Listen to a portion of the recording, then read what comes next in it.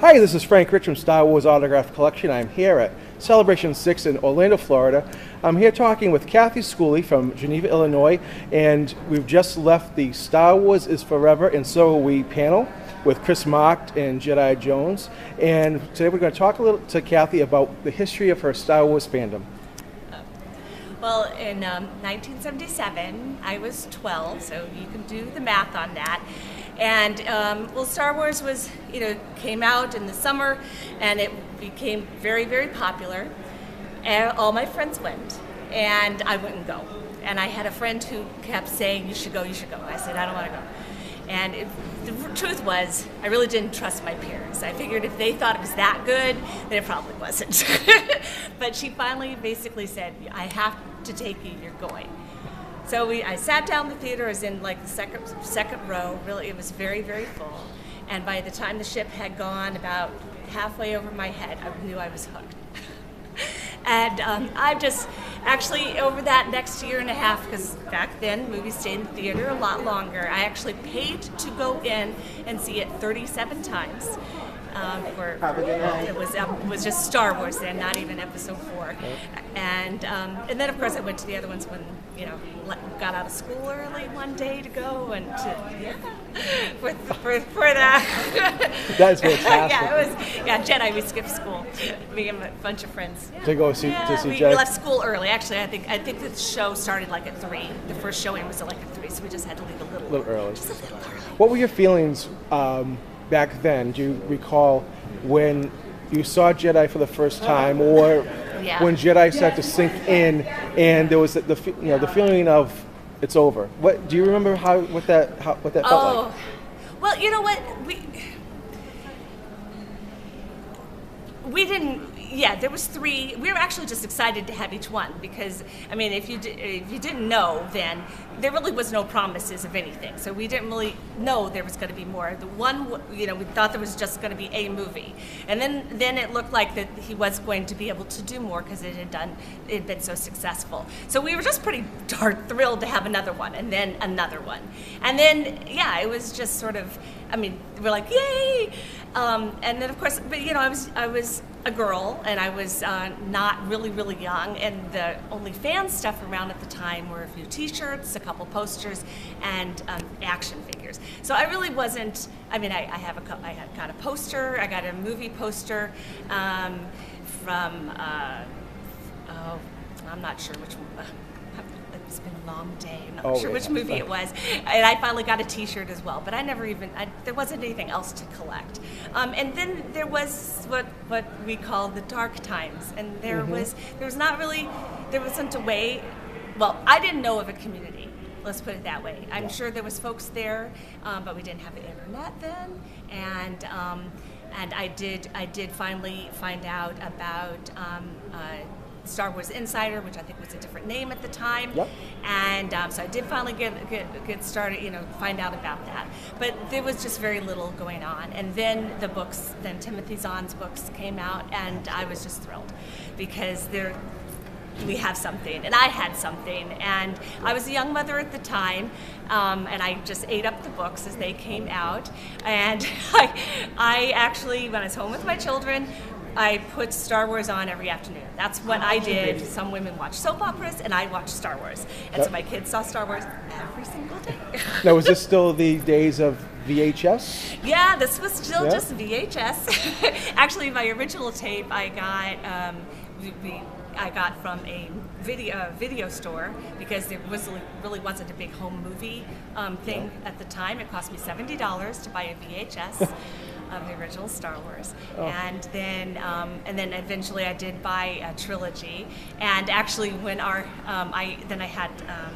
remember in the late '90s, I had gotten the box set, and our house had gotten broken into. It stole the computer and the VCR, and when I found out that the Star Wars tape is in it, I lost it. Oh, the no. TV, I was like, oh, well, whatever, the computer will replace that. And I was like, they stole my Star Wars tape? I can't believe they stole the Star Wars tape. So it was bad. That's awful. When you just struck me, Were you, when you first saw Star Wars, were you beyond the age for toys as a girl at that age? I'm just wondering, Yeah. because as a boy who growing up, I had all the Kenner. I'm just wondering, Yeah. did girls get into did you? You know, I did. I suppose some girls may have at 12 been interested in figures. I really sort of. Yeah.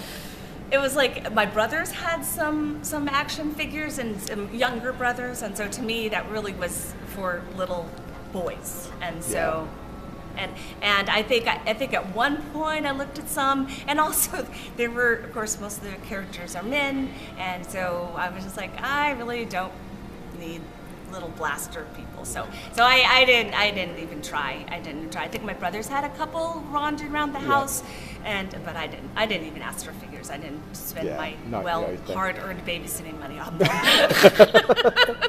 I know, it's something I'm always curious about. Yeah. Now, after we get through Zahn, we come pretty close. We have a few years after that, but we get into the re-releases. The re-releases. Now, did you? How excited were you to see them in the theater again? Really excited. Yeah, actually we saw all those the day they came out. I think that the first one we were in Pennsylvania still.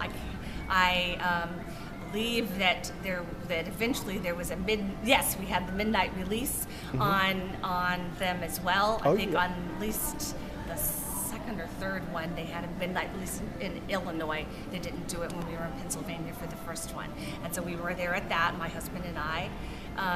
Then that was just so thrilling to see it on the big screen again. What did you think of as you caught the additions, the changes in the films? I thought that was okay. And I've always thought this is George Lucas's story. We are his guests, okay?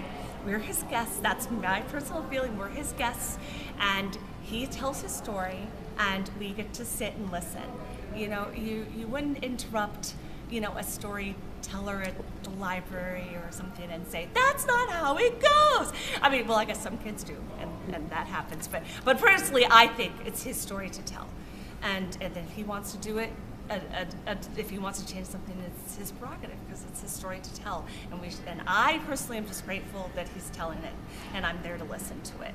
That's my take. I love it. That's a fantastic I know a lot of people don't feel that way. No, that's a great perspective to have. But I think it's his story to tell, and thank you, and I thank him for telling it. Oh, I know we all do. Yeah. After that, we have if you can remember, and I'm guessing you do, when you first learned that the prequel trilogy would be made. Yeah. Do you remember? What did you do in preparation for that? What kind of feelings did you have when you learned that it would be made? I did get to go. I heard about the Celebration 1, and that was one that I told my husband, I said, we're going to Denver. And so then he's like, oh, okay, and I was really excited. It was amazing. It was bonding. I mean, it was not, the conference itself was like if you were to look at it on paper, it was not very fun. It was raining, and they really didn't realize how many people were going to be there.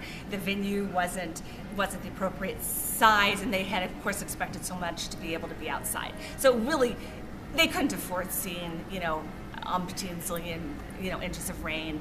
But it was a bonding experience, and we all had a great time. Because we were there for, and for me, it was except for being in a big movie theater, it was one of my really first opportunities to see community in Star Wars. And so Did you have any? I sense the overall feeling that you had there. Was there anything specific that you recall that just really you take with you? Yeah. Well, the funny one was when I was there, somebody spoke to my husband and said, "Oh, it's just real nice of your wife to come with you to these things." He says, "Oh, no, she's the fan. I'm just hanging out with her." But the thing that I really enjoyed at that, they had just a teeny little room off to the side where they actually had the audition reels for the movies, and then some of the commercials and all the other things that now has become like the fan movie room. That's now like a really big thing. But back then it was just like, I don't know, 20 little seats in a room off to the side in the exhibit hall, and I loved that. I just was like, oh my gosh, this is like, oh, I remember that. Oh my goodness, look at that. And everybody in the room was doing the same thing. Oh, I remember that, and I bought that figure, and oh, remember that special, and that was really special to be able to go back and relive those times back then. Now, you were at Celebration 1, and we're at Celebration 6. How many have you been to? I went to 2, 3, and 4. I missed 5. I had other things going on.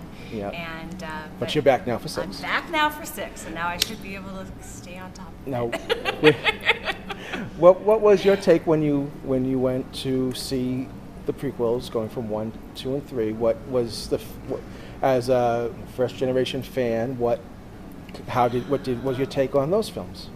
Oh, I really liked the energy. I loved the energy of it all.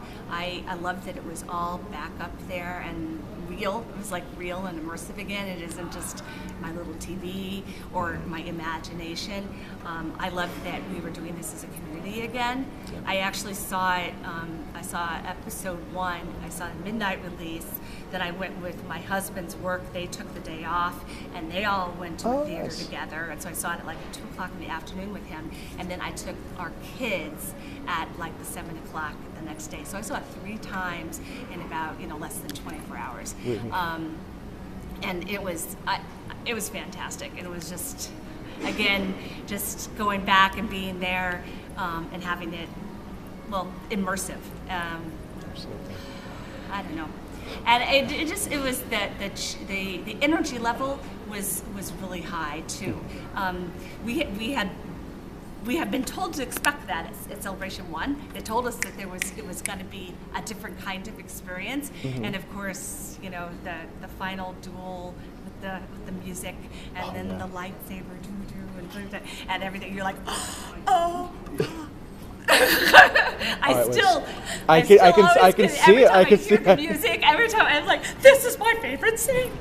Oh, that's fantastic. Right? Yes. Everybody's like, da da da. Yeah, it was such a. I remember sitting there watching it and just the crawl, thinking, there's the crawl again. It's a new crawl. Yeah. Oh, the crawls are funny because I had little kids, right? So for years and years, I'd be whispering, it is a time of rebellion. And so sure enough, at like at the 3D, I turned to my daughter, who's now 16. I was like, it is. Oh, I guess you're done. You picked it up fine. Okay. I'll stop. But that's part of the connection that you have with your family with those. That's. I love it. I would always read her the crawls, and she's like, "Oh, Mom, I got it now." Yeah, gotcha. We're good. Everything's good. Do you have a favorite out of the 6? Oh, well, 4, and then closely followed by 5. Yep. Yeah, that's pretty much all this.